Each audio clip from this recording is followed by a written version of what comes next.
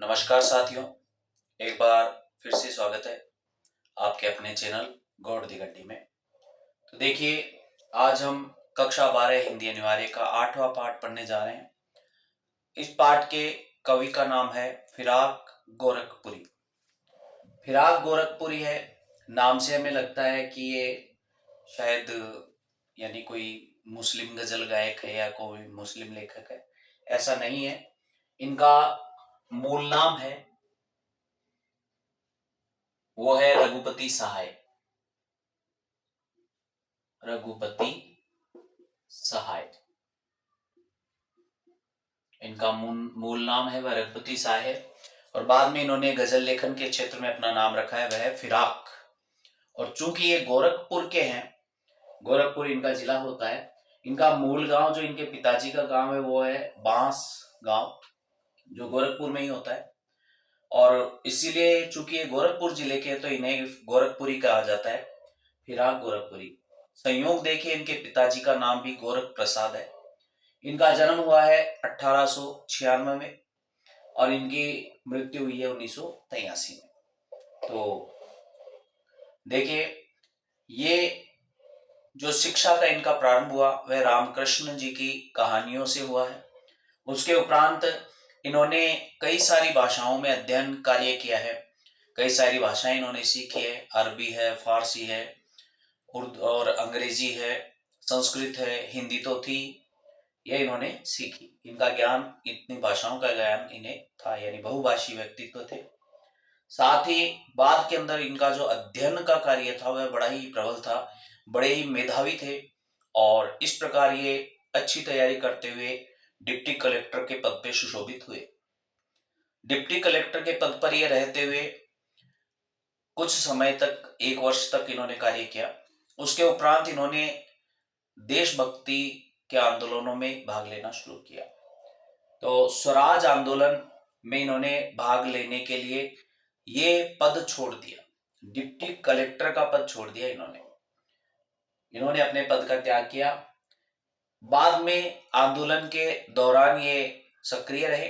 कुछ समय बाद में इलाहाबाद विश्वविद्यालय में लेक्चरर के रूप में लगे। और ये वैसे तो यूनिवर्सिटी में वहां पर कई प्रसिद्ध जो विद्वान भी थे, वहां पर ये क्लास लेने ही नहीं जाते थे। कभी कभार जाते तो अन्यत्र कोई चर्चा छेड़ देते थे। फिर भी ठीक है, चलता रहा। स्वराज आंदोलन में इन्होंने भाग लिया। काफी सारे राजनीतिक कार्यकर्ता के रूप में कार्य करते रहे। ये इंदिरा गांधी को अपनी पुत्री बोलते थे और इनको चाहते तो आजादी के बाद भी सत्ताधारी दल की ओर से बहुत अच्छा पद प्राप्त होता, लेकिन इन्होंने कभी सियासत को अपना लाभ लेने का जरिया नहीं बनाया। इनकी रचनाएं हैं वे गुले नगमा, रंगे शायरी। तो देखिए, एक सेम सा कुछ प्रोनाउंसिएशन आ रहा है। गुले नगमा रंगे शायरी बज़्मे जिंदगी, गुले नगमा रंगे शायरी बज़्मे जिंदगी, गुले नगमा रंगे शायरी बज़्मे जिंदगी, तीनों याद हो गई। और उर्दू गजल गोई आदि इनकी रचनाएं हैं। इन्हें साहित्य अकादमी पुरस्कार प्राप्त हुआ, वो भी गुले नगमा के लिए, गुले नगमा रचना के लिए इन्हें साहित्य अकादमी पुरस्कार प्राप्त हुआ। और इन्हें Jnanpith, Soviet land Nehru award, Ghalib award आदि काफी सारे पुरस्कार इनको प्राप्त हुए। तो चलिए, आज हम इनकी रचनाएं पढ़ते हैं। पुस्तक में से देखते हैं। पाठ्यक्रम में हमारे जो आई है वो इनकी रुबाइयां हैं। ये भी गुले नगमा में ही संकलित है, जो आज हमारी पाठ्य पुस्तक में दी गई है। इन सभी रचनाओं में देखिए, रिश्तों के बारे में बताया है और किस प्रकार से एक माता अपने बच्चे को प्रेम करती है, उससे लगाव रखती है, किस प्रकार से भाई है बहन का रिश्ता होता है, वो सब फारसी यानी उर्दू भाषा में इन्होंने लिखा है। कुछ शब्द है, इसकी लिपि तो अपने हिंदी देवनागरी ही है, लेकिन भाषा में उर्दू के अच्छे शब्दों का प्रयोग किया है। आंगन में लिए चांद के टुकड़े को खड़ी, आंगन में लिए चांद के टुकड़े को खड़ी, हाथों पे झुलाती है उसे गोद भरी, रह रह के हवा में जो लोका लेती है, लोका देती है, गूंज उठती है खिलखिलाते बच्चे की हंसी। इसका मतलब अपने घर के आंगन में चांद का टुकड़ा, एक माँ का, उसका बेटा, माँ का पुत्र, वह लिए हुए हाथों में खड़ी हुई है और उसे अपने हाथों पे झुलाती है। पहले ऐसे झुलाती है और फिर उसको ऊपर उछालती है और उसको वापस पकड़ती है, फिर ऊपर उछालती है। हल्का हल्का उछालते हुए उसको खुशी देती है, प्रसन्नता देती है। वह खिलखिलाता है, रह रह के हवा में जो लोका देती है, लोका देना का मतलब उछालना, गूंज उठती है खिलखिलाते बच्चे की हंसी। और इस प्रकार से बच्चा बड़ा प्रसन्न हो जाता है। तो इन चारों पंक्तियों में वात्सल्य रस वह प्रदर्शित किया गया है। एक माता का अपने बच्चे, अपने पुत्र के प्रति जो प्रेम है वह इसमें प्रकट हुआ है।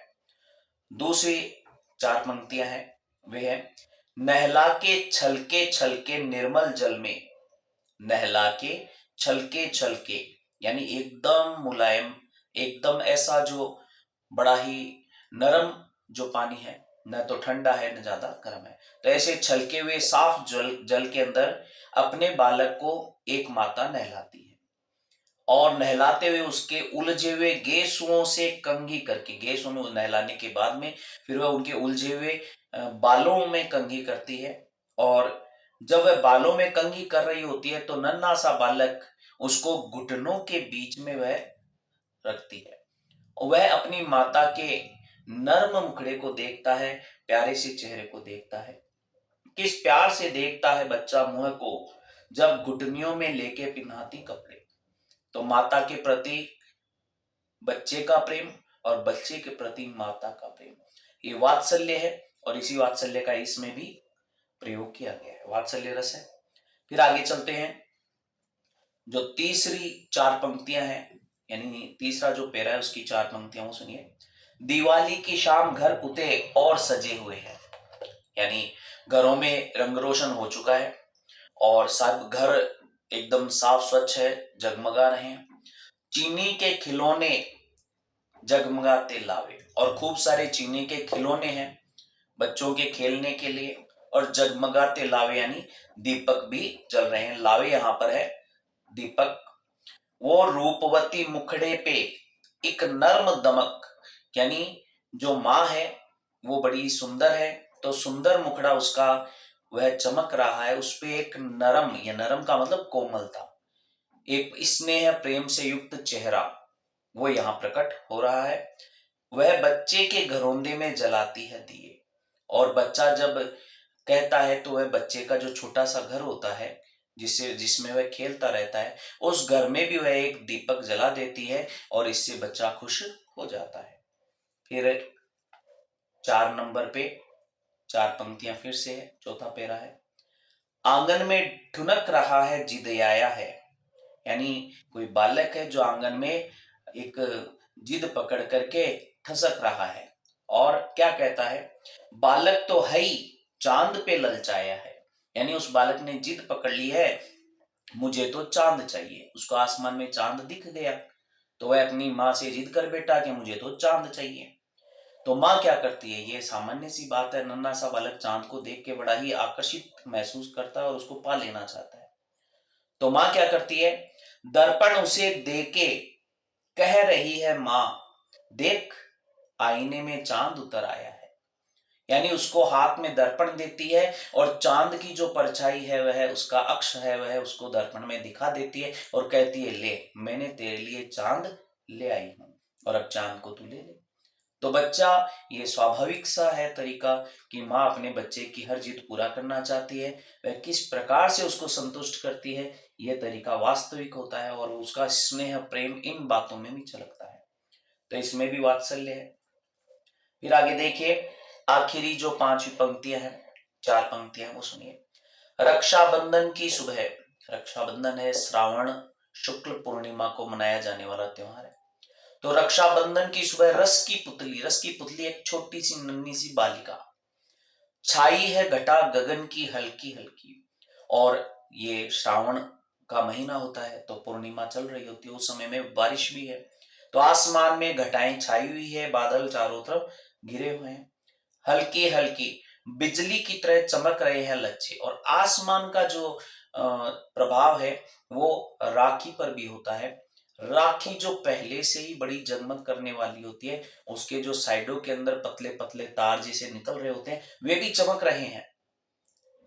चमक रहे हैं इसका मतलब बच्चों के मन में, भाई के मन में बहन के प्रति और बहन के मन में भाई के प्रति जो परस्पर प्रेम है, स्नेह है, लगाव है, वो लगाव इस राखी के चमकते हुए लच्छे से बताया गया है।